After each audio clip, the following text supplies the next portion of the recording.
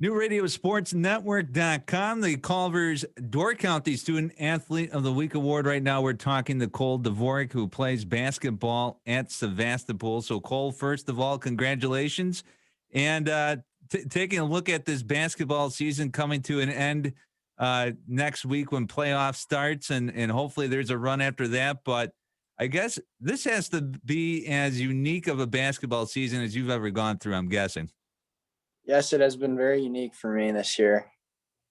And during part of that uniqueness during the month of December, you almost had a month off because of COVID protocols, and of course the holidays went into it.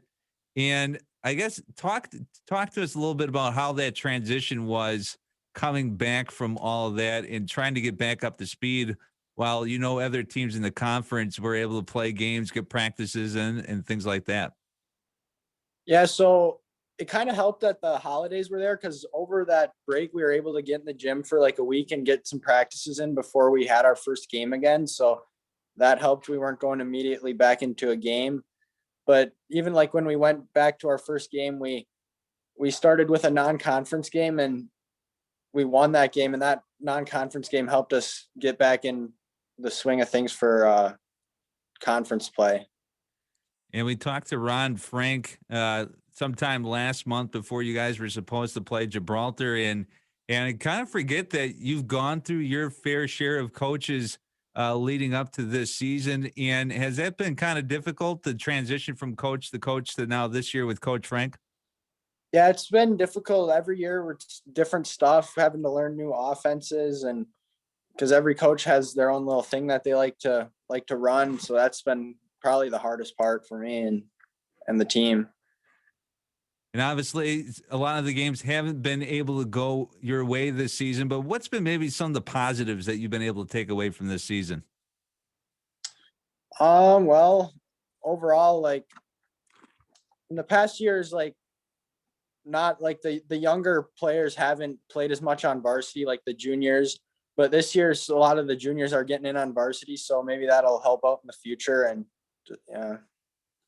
And you were coming off football and soccer. Well, soccer never really got off the ground, but football, you got to play a couple of games, and that got called off. And how weird was that? You start the season, you're getting ready to go, and then all of a sudden, you you kind of got a taste of what other maybe teams were feeling in December when you guys were in quarantine because there were games that got canceled because all of a sudden they realized that their teams had too many kids that were out, or they had to. I believe the last game before the season got called was, okay, we got out, but now we have to play a conference game. I guess, as all schools got kind of used to what COVID-19 was going to bring to the school year, tell us a little bit about your perspective from that. Well, with COVID, it was just kind of weird. Like for football, like we had a scrimmage, and then Friday night at the end of practice with 10 minutes left, and the scrimmage was the next day, we found out that we weren't going to have the scrimmage the next day. And then the same thing happened with the third game we were supposed to have in the year. The practice right before the game, we found out that they got COVID, so we couldn't go there. So then that kind of led to the end of the season, and overall it just really was rough not being able to play those because who knows what this spring season is going to bring with the weather and stuff. Yeah, the alternative spring season, you are going to pull double duty. I mean, I've always been amazed with how much kids can do at the 7 schools that we cover here at NewRadioSportsNetwork.com. And you're going to do not just, and we'll talk about this too as well, math team, student council, you got your other teams as well, but you're going to do football and soccer at the same time. How is that arrangement going to work? Well, the athletic director for Sevastopol, they talked to both coaches, and they both said it was okay if I played both football and soccer.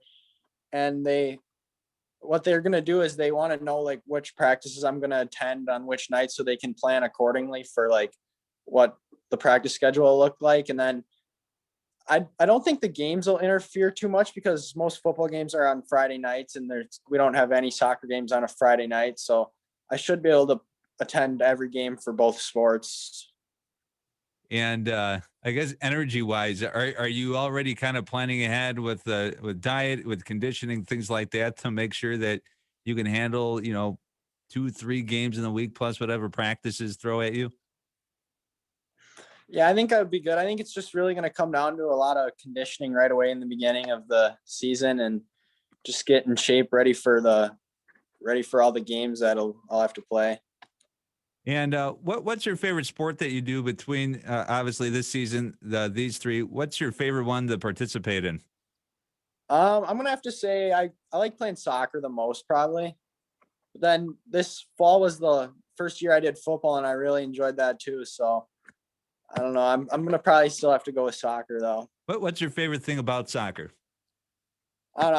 I just like that it's like not everyone can run for like the full game and stuff because there's a lot of running and then it's not as much like contact as football too, so less chance of injury. And that's like at the end of like my 8th grade year, I got injured and I wasn't able to play basketball, so that's kind of why I stuck to soccer for the beginning parts of high school. You're able to look down and realize you didn't have as many bruises playing soccer, huh? Yeah. And in addition to your sports, you do math team, you do student council. And how has the math team season been going for you? Oh well, I kind of joined halfway through the season. I didn't start in the beginning this year because just kind of with basketball and stuff, and then the getting COVID, so I didn't participate right away. But after that, it's been going pretty good. The first couple, I made a lot of mistakes, but after that, it's getting back to normal. And have you done math team, throughout your high school career as well? Or is this something that you decided to jump on this year as well? This is the first year I like really did it seriously. Like I went to like majority of the meets. I mean, I've did it once or twice, like randomly, but this is the first year I went to everyone I could.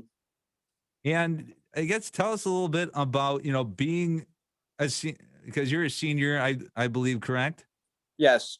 So, a lot of people, they kind of stick pat with what they do for 4 years, certainly not trying a lot of new things in their senior year, but you're not afraid to try football. You're not afraid to, really commit yourself to math team. Why has that been? Well, I guess I just we couldn't play soccer in the fall, so I figured I might as well just stay active, and I did football, and then I played football for like 4 years before like middle school and elementary school. So I figured I might as well do it. And then math team, they need more people to fill the team, so I said I would do it. Well, very good. And then, coming up in a few months, kind of hard to believe that only another 3.5 months, you'll be graduated from Sevastopol. What are your post high school plans looking like? After graduation, I'm gonna attend Platteville for engineering. I haven't decided which type yet, but that's my plans. But are there certain engineering programs that you might be leaning towards at this point, or is it just engineering? We'll see where the chips fall after that. Yeah, I was looking at probably electrical or mechanical engineer. Is there anything that draws you to those specific disciplines at all? Oh well, it's just mainly I enjoy doing math and they involve a lot of math, so that was basically it. All right. Well, very good. Well, hopefully all the math you do adds up to a few more wins with the basketball team. And of course, with football and soccer coming up during the alternative spring season as well. Cole Dvorak, your Culver's Door County Student Athlete of the Week. Congratulations. And we'll see you on the court/football field/soccer pitch. Thank you. I'm Tim Coles reporting for DoorCountyDailyNews.com and the new Radio Sports Network.